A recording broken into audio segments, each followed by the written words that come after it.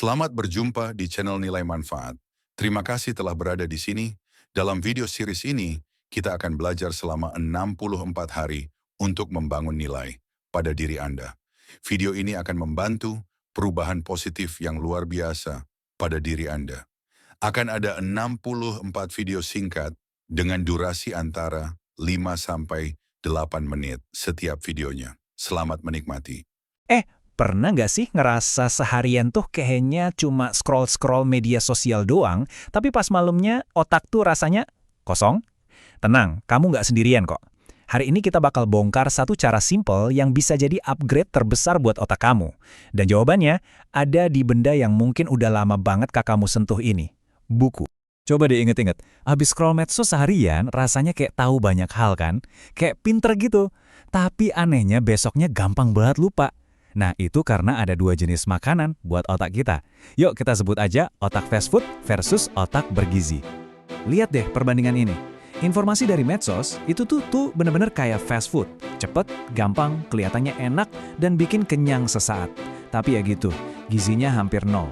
Nah, sebaliknya, ilmu dari buku itu kayak makanan sehat. Emang sih butuh waktu buat ngunyah, buat nyerna, tapi efeknya itu bikin otak kamu jadi bugar dan kuat buat jangka panjang. Jadi, pertanyaannya simpel banget. Coba deh, jujur sama diri sendiri. Selama ini, asupan otak kamu lebih banyak yang mana? Yang kiri atau yang kanan?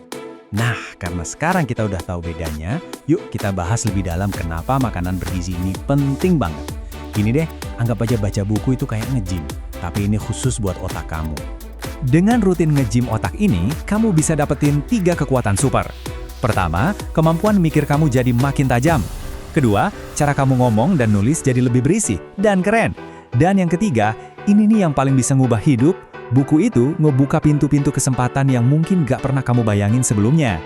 Oke, kita bahas satu-satu ya. Yang pertama, waktu kamu baca buku, kamu tuh nggak bisa cuma scroll cepet-cepet. Kamu dipaksa buat ngikutin alur, ngehubungin satu ide ke ide lain, dan menganalisis. Nah, kebiasaan ini ngelatih otak kamu buat mikir kritis. Nggak cuma nelan informasi bulat-bulat. Hasilnya, kamu jadi lebih jeli dan pastinya nggak gampang kemakan hoaks. Nah, ini juga nggak kalah keren. Makin banyak kamu baca, makin banyak amunisi di kepala kamu. Jadi pas lagi nongkrong atau ketemu orang baru, kamu nggak bakal cuma diam atau jawab, oh iya ya, doang. Kamu jadi punya banyak banget bahan obrolan yang menarik, dan ini otomatis bikin kamu kelihatan lebih percaya diri dan cerdas. Dan kekuatan super ketiga, ini kuncinya. Wawasan dari buku itu bisa jadi keuntungan rahasia kamu.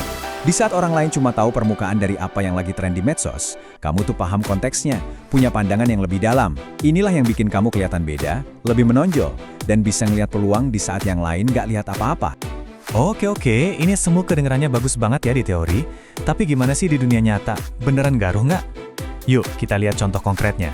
Ini bukan cuma motivasi kosong, tapi beneran kejadian. Kenalin nih, sebut aja namanya Budi. Budi ini bukan anak jenius. Nilai-nilainya di sekolah ya biasa aja. Tapi dia punya satu hobi, baca buku. Apa aja, mulai dari motivasi sampai bisnis. Awalnya sih nggak ada yang sadar. Tapi lama-lama teman-temannya ngerasa kalau obrolan Budi itu kok jadi berbobot ya.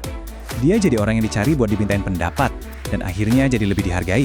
Semua itu berawal dari buku. Skenario ini nih yang paling jelas nunjukin bedanya. Bayangin dua orang lagi wawancara kerja. Lihat yang kiri, yang males baca. Pas ditanya, jawabannya template banget. Saya pekerja keras dan bisa bekerja dalam tim. Klise. Sekarang coba bandingin sama yang kanan, yang rajin baca. Dia jawab pakai contoh, pakai data, dan wawasan dari buku yang dia baca, terus dihubungin langsung ke posisi yang dia lamar. Beda kelas kan? Jelas banget siapa yang bakal dapat kerjaan itu. Jawabannya udah jelas banget kan? Pertanyaannya sekarang balik ke kamu. Di antara dua orang ini, kamu mau jadi yang mana? Oke, mungkin sekarang kamu mikir, waduh, gimana cara mulainya ya? Gue tuh nggak biasa baca, males banget. Tenang. Kita masuk ke bagian cara praktisnya. Dan ini gampang banget kok. Cuma butuh 3 langkah simple. Pertama, jangan paksa diri. Mulai aja dari topik yang emang kamu suka. Mau itu novel, komik, atau buku soal hobi kamu. Gak ada aturan. Kedua, bangun kebiasaan kecil. Gak perlu lama-lama. Dan ketiga, manfaatin waktu-waktu nunggu. Bawa buku kemana-mana. Jadi pas lagi nunggu ojek atau kopi, kamu bisa baca, bukan cuma scroll. Nah soal waktu nih ya, nggak usah langsung mikir harus berjam-jam. Serius, cukup 15-20 menit aja sehari. Bisa pas di kereta, sebelum tidur, atau sambil nunggu pesanan makan siang. Semua orang pasti punya waktu segini. Kuncinya itu konsistensi, bukan durasi. Kita udah sampai di bagian akhir nih. Ini bukan cuma soal nambah wawasan, tapi soal membuka pintu ke level kehidupan kamu yang selanjutnya. Coba deh, ingat kutipan ini baik-baik. Setiap buku yang kamu buka itu beneran kayak ngebuka sebuah portal. Portal yang bisa bawa kamu ke pemikiran baru, ke tempat baru, dan ke versi diri kamu yang lebih baik. Pikirin deh, lewat buku kamu tuh bisa ngobrol langsung sama orang-orang paling hebat di dunia. Kamu bisa belajar dari pengalaman hidup mereka, kesalahan mereka, kesuksesan mereka, tanpa harus ngalamin susahnya sendiri. Ini tuh kayak dapat jalan pintas buat naik level. Kita udah bahas semuanya, dari kenapa penting sampai gimana caranya. Sekarang, bola ada di tangan kamu. Jadi pertanyaannya tinggal satu, buku apa yang mau kamu buka pertama kali?